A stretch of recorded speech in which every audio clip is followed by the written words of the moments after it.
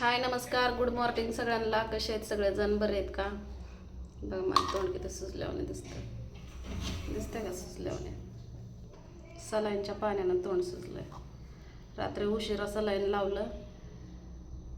तुम्हाला सांगते असा हात पाय थर थर थर थर कापत होतं ना, लय थर थर कापत होतं. माझ्या मोठ्या वहिनीचा फोन आला होता. त्यांना काय तर ते मतदानाचं नाही का, ते काय म्हणतात त्याला, मतदानाचं ऑनलाईन करायचं आहे ना, त्यासाठी. मग त्यांची पोरगी आहे, म्हणजे माझी भाची आहे, तिचं काय म्हणलं काय की तिला आईचं नाही तर बापाचं काहीतरी ओळखपत्र लागायचं आहे. मग तिच्या आईचं 2002च्या आतलं आहे ना, आणि 2002च्या आधीचं पाहिजे ओळखपत्र. मग ते विचारत होत्या तुमच्या आईचं आणि बापाचं आहे का? तर माझ्या आईवडिलांचं मतदान आहे बघा, कार्ड. माझ्या बापाचा मृत्यू दाखला आहे. नंतर माझ्या आईचं पण मृत्यू दाखला होता, पण आम्ही आश्रमशाळेत होतो ना तेव्हा आमच्या बरोबर ते होता. ते कुठं गेला काय, ते आईचं काय मृत्यू दाखला नाही, पण आमच्या आईचं ओळखपत्र मतदानाचं कार्ड आहे आणि वडिलाचं पण मतदानाचं कार्ड आहे. पहिलं तर आम्ही लागत नाही, आता ते मरून गेलं, त्यांचं सगळं टाकून द्यायचं आहे म्हणून सगळं टाकून दिलं होतं. पण कसं काय माहिती, ते मतदानाचंच तेवढं कार्ड राहिले ते. मग ते ठेवले ते जपून. आणि ती लय हिंडून हिंडून हिंडून हिंडून माझ्यापाशीच आलेले ते कार्डे. दोन्ही भावांना घरं नाही ते. मोठ्या बहिणीचं लग्न झालं होते, तिच्या गावाला राहायला लागली. तिच्याकडे पण आमचं लहानपणीचं फोटो हे ते बरंच काय होतं. तुम्हाला कधी गेली ना तर मी दाखवल, माझ्या आईवडिलांचे फोटो दाखवून. पण एक एकच असंच पहिल्या जुन्या काळातले कसे फोटो होते तसे त्या पद्धतीनं आहे ते. माझ्या पहिल्या आईचा, परत माझ्या आईचा, परत माझ्या वडिलाचा, तिघांचं फ्रेम करून एक ठेवली होती, घरात अडकवली होती. पण ते आम्हाला सवय नसल्यामुळं त्या घरामध्ये जायचं म्हणलं की भीतीच वाटायची फोटो बघून, म्हणजे आईवडिलांचं. कारण आम्हाला कळत नव्हतं ना, मी 6 वर्षाची होते त्यावेळेस आमची आई वारली. मी 3रीला गेल्या वडील वारलं. आणि ती आता आणि आमच्या मनोबाईच्या तर आईला आम्ही बघितलंच नव्हतं कधी, कारण ती वारल्यावरच आमच्या आईला केलं होतं ना, त्यामुळं ते आम्हाला माहीत नाही. पण आता फोटो बिटो बघितलं ना, आमच्या मनोबाईच्या आईला बघितलं ना तर भीती नाही वाटत, पण आमच्या आईचा फोटो आणि माझ्या वडिलांचा फोटो बघितला की भीती वाटते मनानं. पहिले स्वप्नात सारखी यायची, एकदा मी लय शिव्या दिल्या. म्हणलं आमच्या स्वप्नात येऊन म्हणलं आम्हाला भीती वाटते, भर 12च्या दरम्यानच येते ते म्हणलं स्वप्नात, तेव्हापासून येतच नाही ते. मोठ्या बहिणीच्या पण स्वप्नात जायचे, तिनं पण बडबड केली होती एक बार. म्हणले माझ्या स्वप्नात येऊन जाऊ नका म्हणले, मला भ्या वाटतंय म्हणले. तिकडं भाऊ आहेत की म्हणले, तुम्हाला लेक आहेत, लेकांच्या स्वप्नात जावा. कधी आमच्या भावांना कधी येते तसलं पित्र का काय म्हणतात, तसलं कुत्र का पित्र ते तसल्या आकात्या बेकित्या कधी जेवाही घातलेलं नाही तर काय नाही. आता ते बहुतेक कुणाच्या स्वप्नातच येत नाही, माझ्या तर येत नाही. माझ्या कधी तर आलं ना स्वप्नात तर वडील येतात आहे, आणि ते फक्त स्वप्नात काय बोलत नाही काय ना, नुसतं हसतात, हसते निघून जातं. भीती वाटायसारखं असलं ना मग घाबरते. मग मी माझ्या बापाचा गुलाबी शर्ट अंगावर होता, तर त्याच गुलाबी शर्टवर माझं वडील स्वप्नात येतं. आणि तुम्हाला सांगते, त्याची माझ्या बापाची कॉलर, माझ्या बाप दारू प्यायला एखादा असं कॉलर धरायचं ना, मग आमचं वडील वारलं होतं त्या टायमाला आम्ही ते कॉलर थोडी कट करून ठेवले होते. ते अजून पण आमच्या घरात आहे. म्हणजे अगोदर ते भावाकडे होते, परत बारक्या त्याच्यापासून परत चला ते माझ्याकडं आले. मग मी एकदा त्याचं कागदपत्र बघत होती की घरात काय काय आहे काय काय नाही, म्हणजे त्याला त्याच्या बँकेचे पुस्तकाचं हे लागायचं होतं ना, तर आम्ही त्याची बॅग उचकली.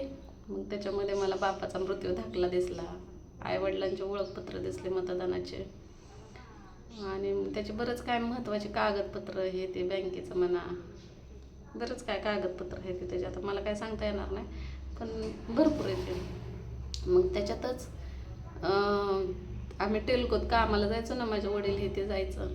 वडिलांच्या नंतर मी माझी मोठी बहीण आम्ही जायला लागलो. मग ते टेल्कोचे कागदपत्र होते ना, त्याच्यामध्ये ते कॉलर होते. मग ते बघितली मोठ्या बहिणीला सांगितलं. मग मोठी बहीण आली ना मध्ये, मग ते कॉलर घेऊन गेले. तिनेच खरं तर मला तोडायला लावले. तर मी लहान होते 3रीला. कॉलर ते कपडे टाकून दिले की त्यातले कॉलर काढून आणले होते मी, अशी उजव्या बाजूचे, उजव्या का डाव्या बाजूचे आणले होते. आणि मग ते एवढा एवढा तुकडा आहे कॉलरचा. आता ते माझ्या स्वप्नात येत नाही, कारण माझ्या लक्षात आलं लगेच. म्हणलं आपल्याला कधी कधी स्वप्न पडतंय तर या कॉलरमुळंच पडतंय म्हणलं. मनुबाईला सांगितलं. मग मनुबाई घेऊन गेली कॉलर.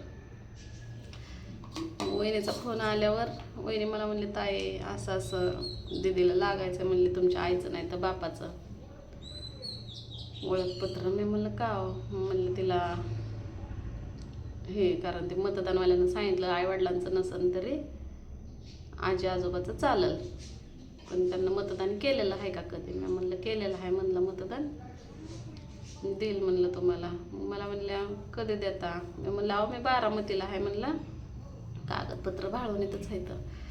मग मला म्हणले कधी जाणार आहे? मी म्हणलं जाणार आहे म्हणलं, मला सण्याला भेटायला पण जायचं आहे म्हणलं, कावीला भेटायला जायचं आहे म्हणलं, कावीला पण दवाखान्यात न्यायचं आहे. पण काय करू, मीच पडले आजारी. ते आज उद्या मग काल वहिनी यायची होती भेटायला मला, पण मी म्हणलं नका येऊ म्हणलं, गाडी आणायला चालली म्हणलं मी, बघू म्हणलं उद्या नाही तर परवा दिवशी म्हणलं. आज बहुतेक वहिनी येईन, पण मी दवाखान्यातनं सुटून पण आले. त्यांना म्हणलं होतं मी 4 वाजता जाणार आहे म्हणलं होतं दवाखान्यात ॲडमिट व्हायला. एकच सलाईन लावणार आहे म्हणलं, कारण पैशाचं बजेट बघून आपल्याला सलाईन लावायचं होतं ना. कारण सध्या मी पण आजारी असल्यामुळं कामावर नाही. दुसरी गोष्ट तर आपली गाडी आणायची होती, त्याच्यासाठी पैसे भरलं, गाडी पण लेट भेटली आहे ना. मग ते सगळं टेन्शन. तसं मला वाटतं मी काय टेन्शन नाही घेतलं, मनानंच मला दुखणं आलं खाण्यापिण्यात हे असल्यामुळं. त्यातमध्ये मला पित्ताचा लय त्रास आहे. खरंच सांगू का, मला पित्ताचा लय त्रास आहे. माझ्या खाण्यापिण्याचा टायमिंगच नसतो. कधी उपाशी बी मरते तर कधी हे पण असतं. म्हणजे आत्ताच नाही, ते पहिल्यापासून सवय आहे. वीटभट्टीच्या कामातच सवय लागलेली आहे. कुण्या बी टायमाला जेवायचं, पहाटे 3 वाजता आणि 4 वाजता उठायचं. पहाटेपासून जे चहा प्यायचा, जोवर चिकूल होत नाही तोवर चहाच प्यायचा. भूक लागली की जायचं चहा प्यायचा, काळा भंगार प्यायचा, चिखलापाशी येऊन बसायचं. मग सगळा चिकूल झाल्यावर तिथून पुढं स्वयंपाक, मग लेकरं जेवाय घालायचे, मग चिकुलीचा बाप जेवाय घालायचा, मग त्यांचे ते खात्यात तोपर्यंत मी धुणं भांडी करायचे. मग ते धुणं भांडी झालं मग मी जेवण करायचं, तोवर वाजते 1-2. असंच रुटीन होतं. पण तब्येत जरा चांगली होती, कारण ते रुटीन बसलंय ना, तर तेच रुटीन बसलंय आता सध्या. 100 वरा चहा प्यायचा आणि जेवायचा टायमिंगच नाही. संध्याकाळी 8-9 वाजता जेवायचं आणि पहाटे परत उठायचं, असं झालेलं. आणि तिला सगळ्यांना वाटतं की राधे जेवत नाही, राधे उपाशी मरते, राधे स्वयंपाक करत नाही, दुसऱ्याच्या भरोश्यावर असते, असं तसं. आणि आता थोडीशी तारांबळ चालली जरा. दवाखान्यात बी जाऊ वाटेना, काय होय ना. गोळ्या 3 दिवसाच्या दिल्या होत्या, ते संपल्या. काल सलाईन लावून आली, तेवढं पुरतं बरं वाटतंय. मग आता म्हणलं चला तुम्हाला एक व्हिडिओ करावं म्हणलं, सकाळ गुड मॉर्निंगचा सांगावं म्हणलं. जिथं गुळ तिथं मुंगळं कमेंट टाकले होते. गरजेपुरते सगळेच गोड असतात, तेव्हा सुख दुखाला कोण नसतंय.